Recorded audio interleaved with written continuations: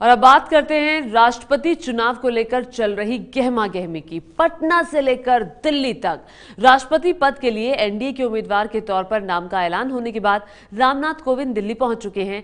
कल उन्होंने पीएम नरेंद्र मोदी और बीजेपी के अध्यक्ष अमित शाह से मुलाकात की।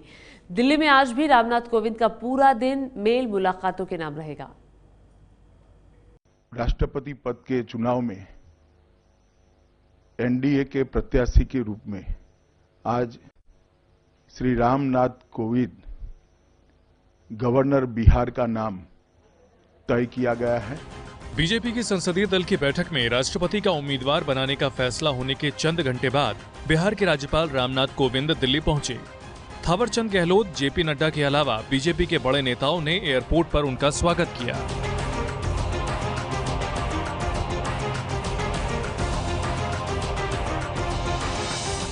पटना से दिल्ली पहुंचने के बाद रामनाथ कोविंद ने पीएम नरेंद्र मोदी से मुलाकात की। एनडीए के राष्ट्रपति पद के उम्मीदवार रामनाथ कोविंद ने प्रधानमंत्री नरेंद्र मोदी से मुलाकात की है। इस मुलाकात में बीजेपी अध्यक्ष अमित शाह भी मौजूद थे। ये मुलाकात लगभग 1 घंटे से ज़्यादा चली है और रामनाथ कोविंद पटना से यहाँ पहुँचने के बाद सीधे प्रधानमंत्री के घर, यहाँ पर लोक कल्याण मार्ग है, वहाँ पर पहुँचे थे। ये कर्टसी कॉल एक तरह से कहा जा रहा है और चूंकि दिन में ही रामनाथ कोविंद के नाम का ऐलान किया है बीजेपी पार्लियामेंट्री बोर्ड की बैठक के बाद, उसके बाद वो बीजेपी अध्यक्ष अमित शाह के 11 अकबर रोड निवास पर पहुंचे और करीब घंटे तक वहीं रहे।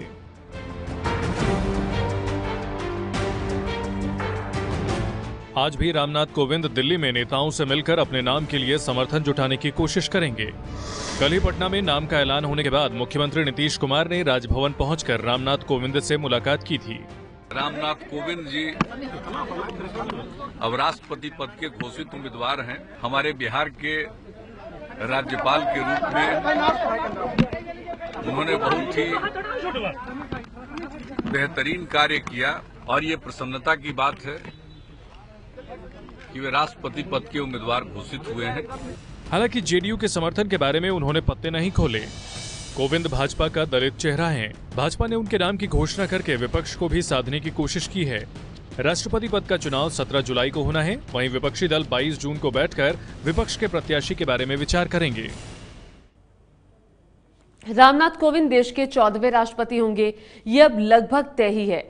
आंकड़े बता रहे हैं कि एनडीए ने जरूरी वोट जुटा लिए हैं। हालांकि विपक्ष अभी बीजेपी को खुला रास्ता देने के पक्ष में नहीं है।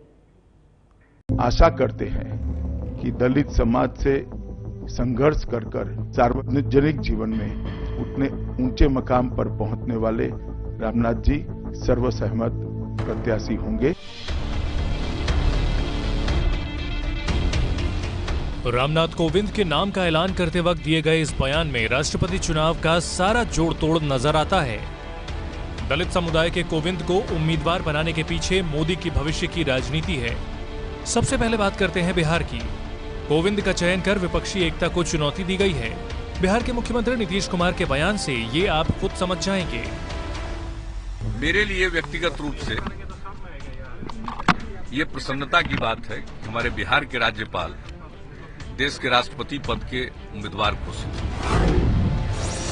बिहार में नीतीश के पास 20,935 वोट हैं, लेकिन नीतीश का समर्थन मोदी और अमित शाह के लिए राष्ट्रपति चुनाव से कहीं ऊपर है। वहीं दलित उम्मीदवार के नाम के ऐलान के बाद उत्तर प्रदेश में योगी और बीएसपी एक स्वर में बात कर रहे हैं।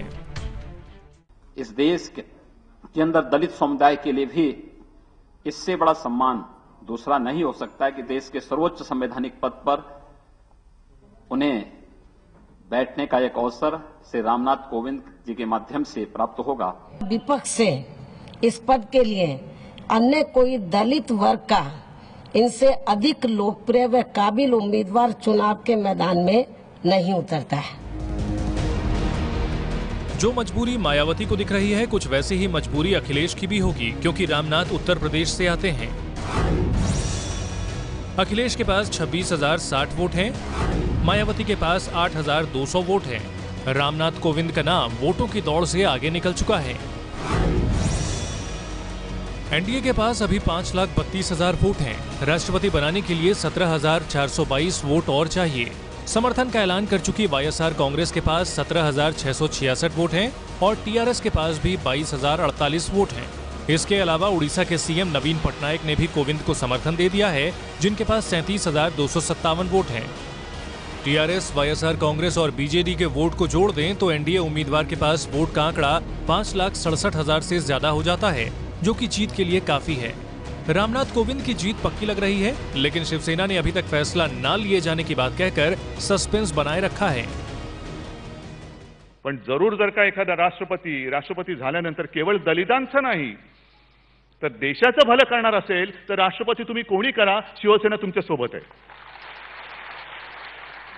पण केवळ मतांचं राजकारण करणार असाल, मतांच्या राजकारणाच्या मध्ये शिवसेना कधी पडू शकत नाही।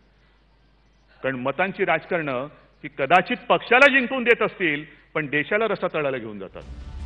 वोटों के मामले में विपक्ष बेशक पिछड़ जाए, लेकिन राजनीति में टक्कर देने के लिए विपक्ष साझा उम्मीदवार पर विचार कर रहा है। विपक्षी दलों की बैठक 22 जून को होने वाली है। 22 तारीख को राष्ट्रपति के उम्मीदवार के संबंध में चयन करने नहीं चयन करने के मामले में 22 पार्टी की बैठक है और उस बैठक में जो निर्णय होगा हम लोग एक राय से लेंगे। निर्णय करने के बाद सिर्फ नाम बताया तो खाली वो तो निर्णय हो गया, तो उसमें आम सहमति की तो गुंजाइश रही नहीं। ये हम अपेक्षा नहीं करते। विपक्ष की तरफ से दलित नेता मीरा कुमार का नाम उछल रहा है, लेकिन रामनाथ कोविंद का नाम सामने आने के बाद वोटों का आंकड़ा यहीं तक सीमित नहीं रहने वाला।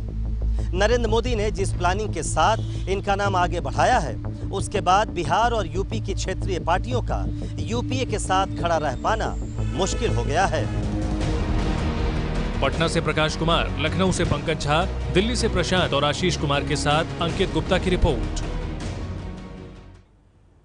और कोविंद का राष्ट्रपति बनना लगभग तय है और कहा यही जा रहा है कि एनडीए ने जो वोट है उसे जुटा लिया है, वोट के आंकड़े जुटा लिए हैं। ये है एबीपी न्यूज़, आपको रखे आगे।